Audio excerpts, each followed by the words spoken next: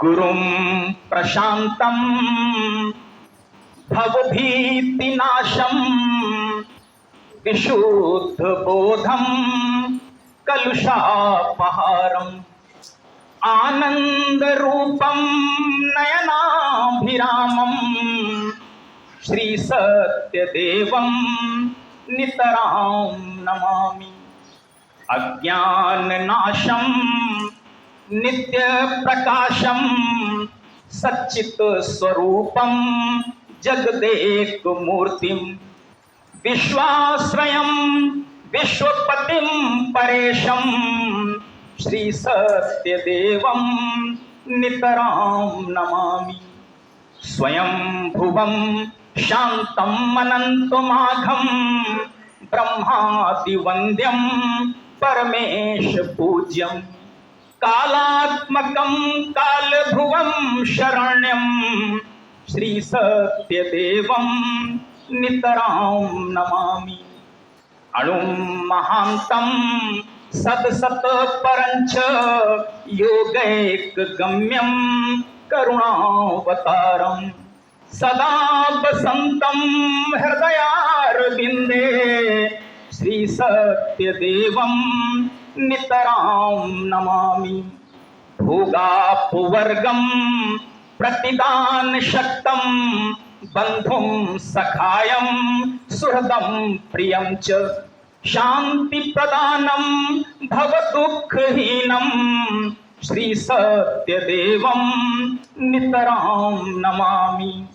प्रेमां बुद्धिं प्रेम रसायनं च प्रेम प्रदानं निधिं द्वितीयं मृत्युंजयं मृत्युभयापहारं श्रीसत्यदेवं नितरां नमामि। ज्योतिर्मयं पूर्णम् अनन्तशक्तिं संसारसारं हृदयेश्वरं च विज्ञानरूपं सकलार्तिनाशं श्रीसत्यदेवं नितरां नमामि। स्नेहं दयां वत्सलतां विधाय चित्तं प्रमुग्धं कृतमात्रयेन तं दीननाथं भवसिन्धुपोतं श्रीसत्यदेवं नितरां नमामि। श्रीसत्यदेवं नितरां नमामि। श्रीसत्यदेवं नितरां नमामि। राम राम।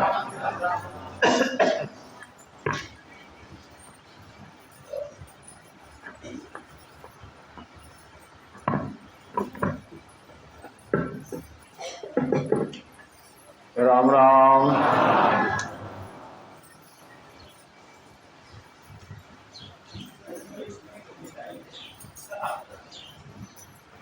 आज तो क्या असल में तो प्रिंटिंग इतनी गलत हो गई है, कुछ पूछो सब क्या बड़ा मेहनत की इसका प्रूफ रीडिंग करने में, फिर भी प्रिंटिंग कर तो देता है।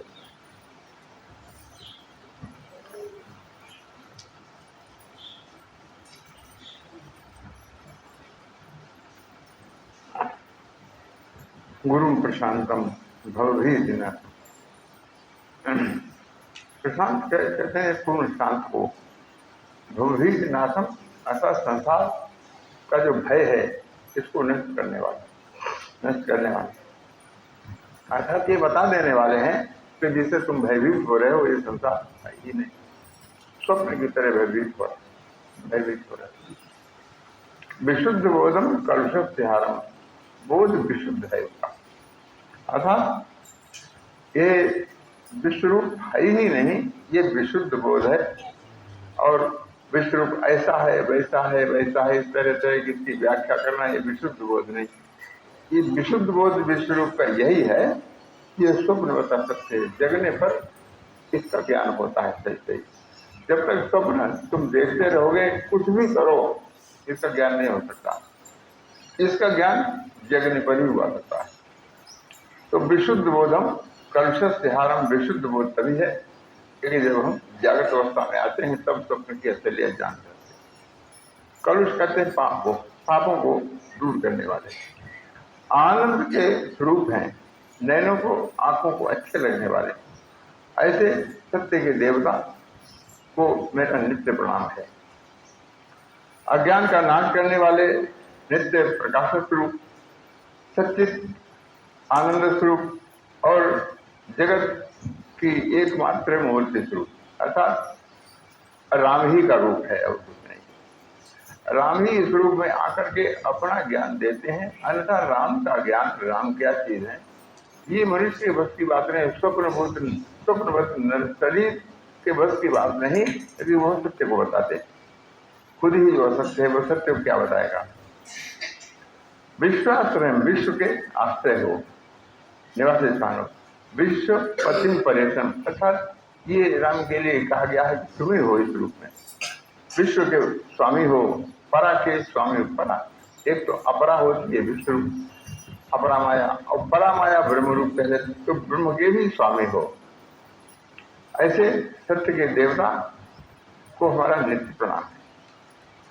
स्वयं भुवम, अर्थात स्वयं ही उत्पन्न हो, शांत मनंत माध्यम और शांत भाव से युक्त हो, ब्रह्मादि वंद्यम, ब्रह्मा आदि देवता तुम्हारा पूजन करते हैं। परमेश ब्रह्मादि वंद्यम परमेश पूज्यम, परमेश कहते हैं, अगर ये शिव जी को भी परमेश कहते हैं, इनके द्वारा भी तुम पूजनीय हो, अर्थात रामी हो। कालात्मकम, काल भुवम शरणम, अर्थात काल स्वरूप भी तुम्हें हो, और काल भुवम शरणम, और काल माने समय का भी स्थान तुम्हें हो। ऐसे सत्य के देवता राम को नित्य मेरा प्रणाम। अणु महंतम, अणु अर्थात बहुत छोटे से भी छोटे हो, और महंतम माने बड़े से भी बड़े हो। सत असत परंच, सत्य और असत से परे हो। योगैक गम्यम, योग के द्वारा, अर्थात ये विश्व रूप और ब्रह्म रूप ये दोनों एक ही चीज हैं। अगर ऐसा ज्ञान हो जाए तो तुम्हारा आभास होता है। ऐसे करुणा के अवतार जो सदैव हृदय में निवास करते हैं आत्मरूप से, ऐसे सत्य के देवता आप श्री राम को नित्य प्रणाम। भोगापवर, भोग और अपवर, अर्थात संसारी भोग देने वाले भी हो और मोक्ष इनसे छुटकारा दिलाने वाले भी हो। प्रतिदान सत्यम, इनके देने में सुसक्त हो। बंधुम सखायम, भाई भी तुम्हें हो, मित्र भी तुम्हें हो, सुहृद प्रिय और प्रिय सुहृद भी हो। शांति प्रदानम, शांति के देने वाले, भव दुख हीनम, संसार के समस्त दुखों से रहित। ऐसे सत्य के देवता तुमको मेरा नित्य प्रणाम।